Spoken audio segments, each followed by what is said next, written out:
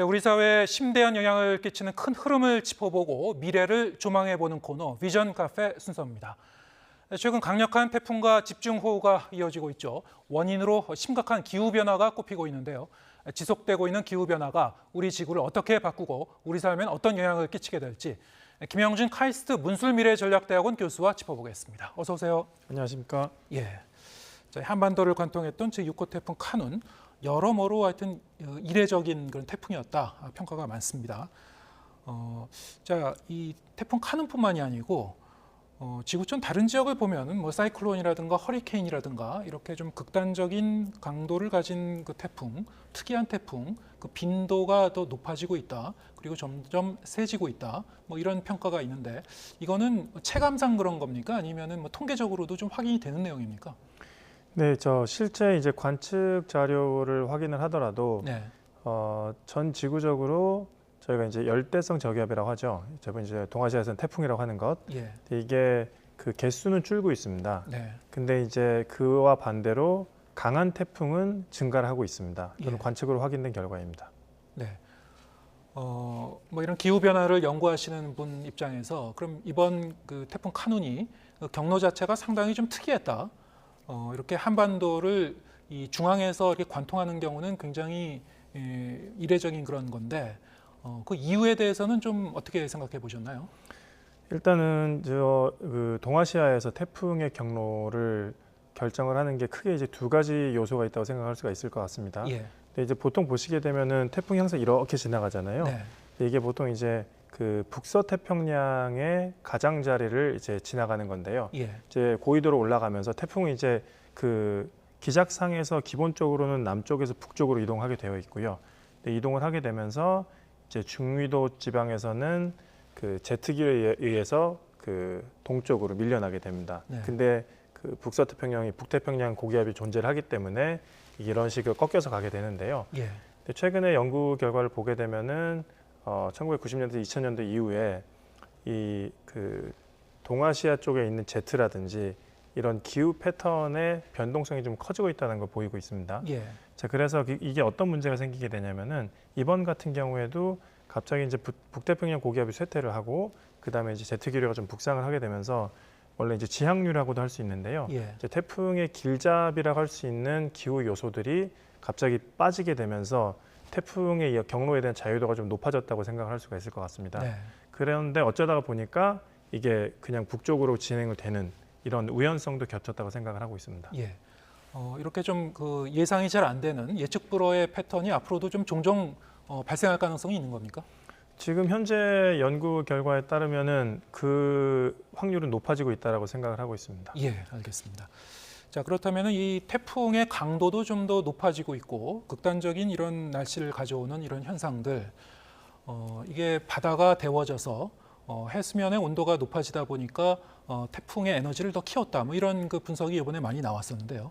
실제로 이번에 보면은 그 한반도 주변 해역의 해수면 온도, 남해라든가 이런 지역의 이 해수면 온도가 29도씨까지 올라갔다는 그런 그 뉴스가 있었습니다. 이게 이전에는 이 정도까지 그 데워지지 않았던 겁니까? 제가 좀 더 데이터를 좀 더 깊게 들여다봐야 되긴 하는데요. 예. 이게 29도라든 이런 부분들이 존재하지 않았을 거라고는 생각하지는 않습니다. 예. 근데 이제 그 온난화가 진행이 되면서 앞으로 그런 현상들이 좀 더 종종 그 관찰이 될 거고요. 예. 그리고 해수면 온도가 높아지게 되면 기본적으로 태풍은 그 자연이 만들어낸 열기관 같은 거여 가지고요. 예. 그 해수면이 따뜻하면은 점점 더 그 성장을 하게 됩니다. 네. 이런 성장을 할 수 있는 배경이 점점 더 잦아지게 되겠죠. 예. 바닷물 자체가 육지하고 달라서 쉽게 식지도 않고 뭐 빨리 데워지지도 않고 뭐 그런 특징이 있지 않습니까? 그런데도 이렇게 이 단시간 내에 이 평균 그 해수면 온도가 올라가는 현상, 이건 어떻게 설명할 수 있을까요? 일단 기후 변화 이제 온난화를 얘기를 할 때요. 예. 이제 평균 기온의 상승을 얘기를 하는데 이 평균 기온이라는 게 전 지구의 평균 기온입니다. 예. 보통 이제 우리가 지금 산업화 이후에 약 150년 가량 지나면서 한 1.15도, 한 1.2도 정도 올라갔다고 합니다. 예. 근데 이제 우리나라 같은 경우에는 거의 이제 2도 정도 올라갔어요. 예. 그러니까 그게 고緯도로 올라가면 올라갈수록 그 진행 속도가 빠릅니다. 그 해수면 온도 같은 경우에도 그 2배가 좀, 그러니까 평균 해수면 온도의 증가보다 한 2배 정도, 2배 좀 더 높게 증가가 됐는데요. 이제 예. 그렇게 보게 되면은 기온의 증가에 비해서 해수면 온도의 증가가 폭발적으로 더 증가했다 보긴 힘듭니다. 좀 더 예. 증가를 하긴 했습니다. 예. 근데 이제 해수면 온도 증가 같은 경우에 또 여러 가지 측면에서 바라볼 수가 있는데요. 우리가 보통 따뜻한 물질이 더 가볍다라는 인식을 갖고 있잖아요. 이제 예. 밀도 차이 때문에. 예. 네, 그렇기 때문에 이 표면이 가열이 많이 되게 되면은 그 따뜻한 물이 더 위에 생기게 되고 이제 저희가 이제 해양의 성층화라고 합니다. 스트래티피케이션이라고 하는데 예. 그러면 이제 연직 순환이 약화가 돼요. 그러니까 원래는 이게 바람 때문에 보통 이제 생기게 되는데 예. 이제 따뜻한 물이 좀 더 위에 더 많이 생기게 되고 더 따뜻해지면은 아래랑 온도 차이가 더 많이 생기게 되고 그러면 네. 더 안정화되고 더 해양 그 순환이 안 되게 되면서 위쪽이 점점 더 특별히 더 뜨거워질 수 있는 메커니즘은 존재합니다. 예. 그럼 이렇게 바닷물이 이 표층이 점점 그 데워지는 이런 현상 때문에 이번처럼 좀 더 이 강도가 높은 태풍이라든가 변칙적인 태풍의 이제 빈도가 높아진다라고 그 상관관계는 어느 정도 입증이 된 겁니까? 지금 그 논리에 대한 연구 결과가 있는지는 잘 모르겠는데요. 예. 지금 말씀하신 건 충분히 과학적으로 설명이 가능한 논리라고 생각합니다. 예. 뭐 상관관계 더 넘어서 뭐 인과관계라든가 이거는 네. 좀 더 연구가 필요하다는 그런 말씀이시고요. 그런데 일반적으로 얘기했을 때 이제 지구 온난화, 기후 위기를 일으킨다는 그 지구 온난화가 이게 진행이 되면서 그동안 이 지구상에서 증가했었던 열의 한 90% 이상을 바다가 그냥 흡수하고 있었다. 그렇기 때문에 그나마 지구의 평균 기온이 한 1도씨 정도에서 올라갔었던 것도 바다가 어느 정도 이게 완충을 해줬던 그 효과였다. 뭐 이런 얘기를 들었는데요. 그런데 그 완충 작용을 하던 이 바다 마저도 이렇게 좀 데워지고 좀 이례적으로 평균 이 해수면 온도가 올라간다면 이게 이렇게 좋은 그 징조는 아닐 것 같아요. 어떻게 보고 계신지요? 네, 좋은 징조는 아니죠. 예. 그리고 지금까지 완충 작용을 해왔던 수준보다는 점점 그게 약해질 것 같습니다. 아까 네. 말씀드렸던 것처럼 그 바다의 표면에서 저장할 수 있는 열, 그게 이제 아래로 이제 축적이 돼야 되는데 전달이 돼야 되는데 그런 메커니즘이 약화가 되고 그 다음에 또 어떤 게 있을까요?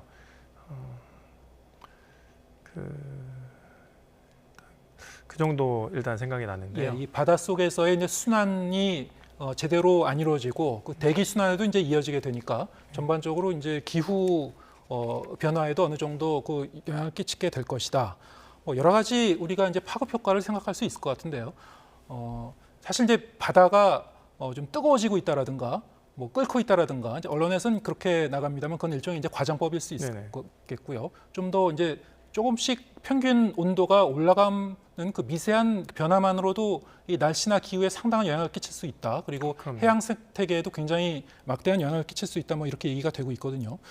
이를테면 이제 해양 열파 현상이라고 하는데 바다가 이 평균적인 수준보다 꾸준히 이렇게 이 해수면 온도가 올라가면서 생태계의 변화, 이를테면 뭐 산호초의 백화 현상이라든가 여러 가지 전에는 보지 못했던 현상들이 10여 년 전부터 많이 목격이 되고 있습니다. 네, 어떻게 보고 계신지요?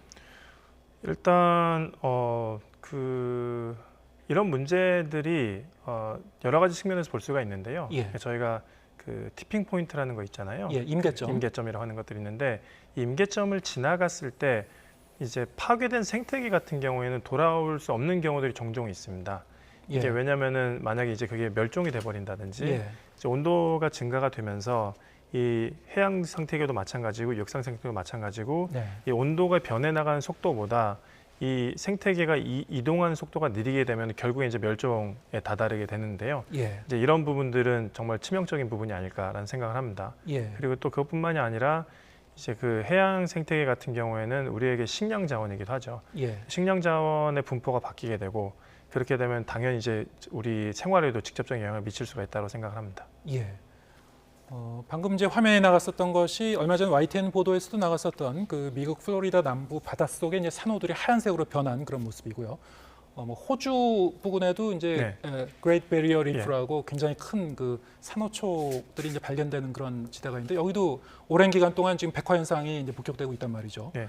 우리가 외신을 통해서도 이를테면은 미국이라든가 아니면 북반구에서 해변에 뭐 이 바다새들이 집단으로 이렇게 사체들이 이제 몰려오는 이렇게 발견되는 것이 수년 전에도 이렇게 많이 보도가 됐었는데 이런 것도 역시 해양 생태계 내지는 이 바닷물의 온도가 변하는 거하고 좀 연결지어 생각해 볼 수 있습니까?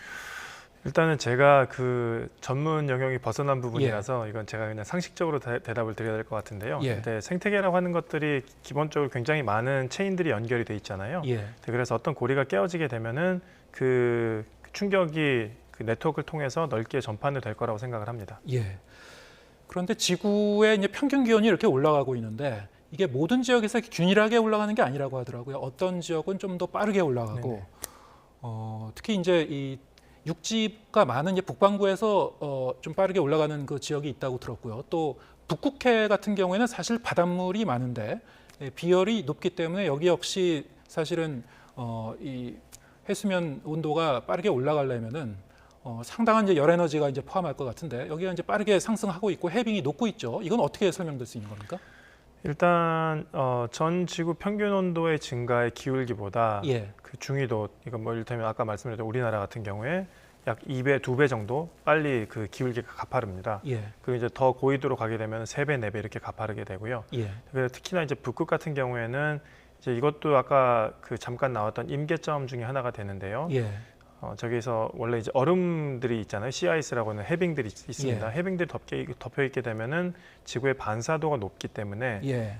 태양 에너지를 바로 반사를 하게 됩니다. 예. 근데 어떠한 이유 때문에 기본적으로는 이제 온난화겠죠. 네. 그것 때문에 해빙의 면적이 줄어들게 되면은 이 색깔이 하얀색에서 까만색으로 이렇게 바뀌게 되죠. 예. 네, 그럼 까만색이 되게 되면은 훨씬 더 많은 에너지를 흡수를 하게 되고 흡수한 에너지는 더 많은 해빙을 녹이게 되고 예. 그러면서 가파르게 온도가 증가하는 현상을 보이고 있습니다. 예.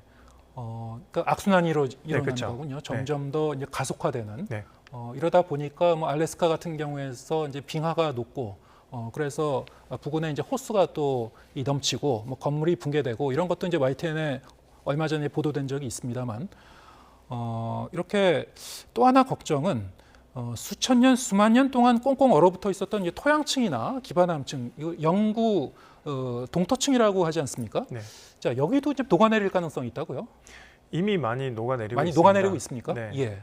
이렇게 되면은 거기에는 오랜 기간 그 이 언 상태로 있었던 뭐 탄소라든가 네. 뭐 그런 그 가스가 이제 밖으로 방출될 가능성이 있는 것이고 이렇게 되면은 뭐 메탄가스가 이제 밖으로 방출되면 지구 온난화가 가속화될 수 있다 이런 걸 들었거든요. 어떻게 지금 전망되고 있는지요? 여러 가지 측면에서 볼 수가 있는데요. 예. 일단은 그 저희가 영구 동토층, 그러니까 펄마프로스라고 하는데요. 네. 여기는 굉장히 큰 카본 풀입니다. 예. 탄소 저장고예요. 그래서 예. 이게 녹는 것만으로도 그쪽에 갇혀 있던 메탄이라든지 예. 이런 것들이 이제 방출이 되게 되고요. 예. 그것뿐만이 아니라 이제 우리가 영양염류라든지 이런 식으로 얘기하는 것들이 있는데요. 예. 그러니까 그 물에 녹아 있는 탄소, 그러니까 dissolved organic carbon이라고 하는 게 있는데요. 예. 근데 그게 북극해 연안으로 또 수송이 되게 됩니다. 그러면 그 연안 쪽에 해양 생태계에 또 변화가 생기게 되고요. 예. 근데 그것뿐만이 아니라 이제 아까 그 온난화에 따른 해양의 성층화 같은 걸 말씀을 드렸는데요. 예. 해양의 성층화라고 하는 거는 그 깊은 바다랑 그 표면에 있는 바다랑 그 순환이 안 되게 됩니다. 약하게 됩니다. 성층화가 예. 진행이 되면 될수록. 예. 근데 기본적으로 해류를 만들어내는 것이 그 해양의 그 얼마나 이게 짠지 셀리니티라고 합니다. 염도에 예. 따라서 이런 염도에 것들이 따라서. 이제 예. 밀도 차가 생기게 되면서 이게 생기게 되는데요. 네. 이제 그게 그 멜팅이 되면서 북극해로 흘러 들어가게 되면은 더 가볍습니다. 예. 담수가. 그렇기 때문에 이제 성층화가 더 강화가 되게 되고요. 그러면 더 믹싱이 안 되게 되고 그러면서 그 표면에 온난화가 더 가속된다든지 이런 현상들이 일어날 수가 있습니다. 그렇군요. 특히 이제 영구 동토층이 지구 지표면의 한 14% 된다고 하고 이를테면 러시아나 캐나다 북부 이런 데는 굉장히 넓지 않습니까? 네.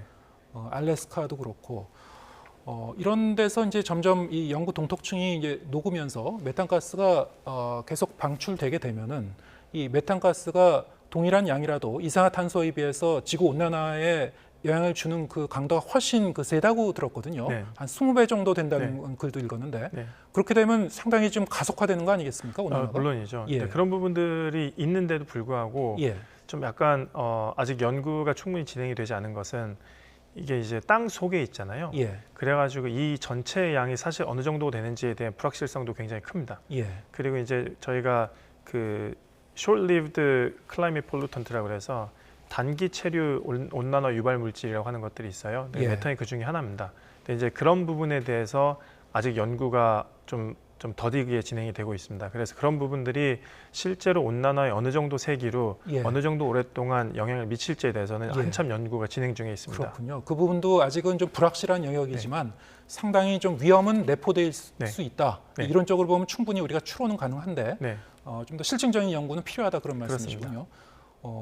우리가 시베리아의 순록대들이 뭐 집단으로 폐사했다. 그것이 이 영구 동토층이 녹으면서 나온 뭐 탄저균의 영향이다. 뭐 이런 그 외신 보도도 이전에 있었습니다만 이 영구 동토층이 녹으면서 뭐가 밖으로 나올지 어떤 영향을 생태계나 기후에 줄지는 좀 더 지켜봐야 된다는 그런 말씀이군요. 그렇습니다. 알겠습니다.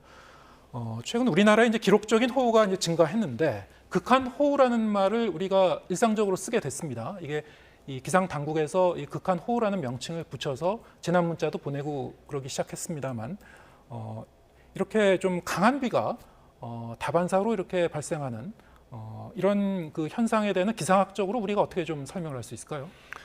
일단은 이제 비가 오려면은 예. 그 수증기가 있어야 됩니다. 예. 물이기 때문에 네. 그 물이 얼마만큼 대기 중에 그러니까 우리가 가질 수가 있는지 이것을 계산하는 식이 클라우지우스 클라페리온의 식이라는 게 있습니다. 예. 이걸 보게 되면은 온도가 1도 증가하면서 대기가 머금을 수 있는 수증기가 7% 증가를 합니다. 네.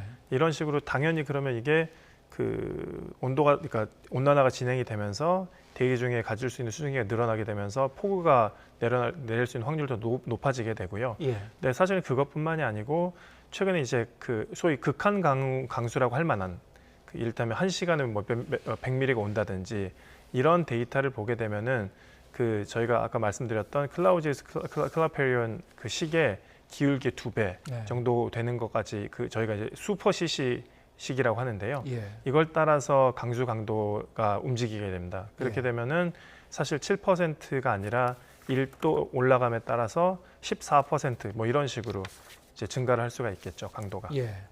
알겠습니다. 지금 이제 기후 변화가 이렇게 재앙에 가까워지면서 여러 가지 우리가 이전에는 보지 못했던 현상이 이제 곳곳에서 나타나고 있는데요. 그렇다면 이제 현재 이 기후를 예전으로 돌릴 수 있는 방법은 없는지 뭐 전 세계적인 여러 국가가 이 협정을 통해서 이 탄소가스의 배출을 낮추자 뭐 이런 그 노력은 하고 있습니다만 여러 가지 좀 한계가 있지 않습니까? 네. 국가적으로 그리고 또 개인 차원에서 우리가 어떻게 대응을 해야 될까요? 일단은 그 에너지 전환, 그러니까 저희가 가장 용이한 방법이라고 생각을 하는 게 예. 전기화입니다. 그 일렉트리피케이션이죠. 그러니까 예. 에너지를 지금처럼 직접 내연기관이라든지 이런 자동차를 이용하는 것보다는 대규모의 어떤 발전을 이용을 해서 그 석탄을 이용을 하더라도 대규모의 발전 아니면은 그 이상적으로는 당연히 이제 재생에너지라든지 그 탄소를 배출하지 않는 이런 방법을 이용해서 전기를 생산을 하고 예. 그 전기를 직접 이용하는 방법이 가장 그 효율이 높은 방법이고요. 예. 그리고 이제 그런 부분들에 있어서 질량이라든지 이런 전체를 보게 되면은 그냥 목표가 있으면 거기 달성을 하면 일단은 되는 상황이긴 합니다. 어렵지만. 근데 경제적인 측면에서 보게 되면은 그 달성하는 스피드가 굉장히 중요한데요. 네. 그러니까 기후변화 경제된 평가에 대해 되게 유명한 보고서 이제 스턴 보고서라는 게 있어요. 그게 예. 2000년대 중반에 나온 보고서인데요. 거기서 보게 되면은 기후변화 대응을 위해서 전 지구의 GDP의 1%가 필요하다는 얘기를 합니다. 예.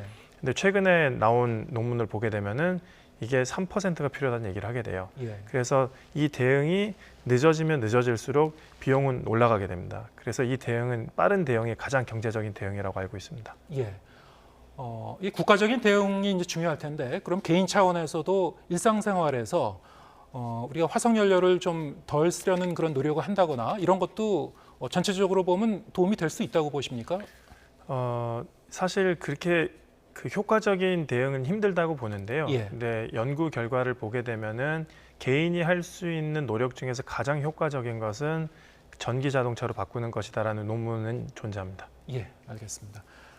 지구 온난화는 계속 진행되고 있고 우리 곳곳에서 이렇게 전에는 보지 못했었던 그런 이상 기후, 좀 이상한 현상이 계속 지금 극단적인 형태로 발생하고 있는데 앞으로는 좀 더 빈번해질 것 같습니다. 우리가 이 김영준 교수님처럼 이 생태계의 변화, 그 기후의 변화를 이제 과학적으로 좀 더 이해하려는 그런 노력도 필요할 거고요. 말씀하신 대로 전 국가적인 그런 노력도 필요할 것 같습니다. 오늘 말씀 여기까지 듣겠습니다. 김영준 카이스트 문술미래전략대학원 교수와 함께했습니다. 고맙습니다. 감사합니다. 네.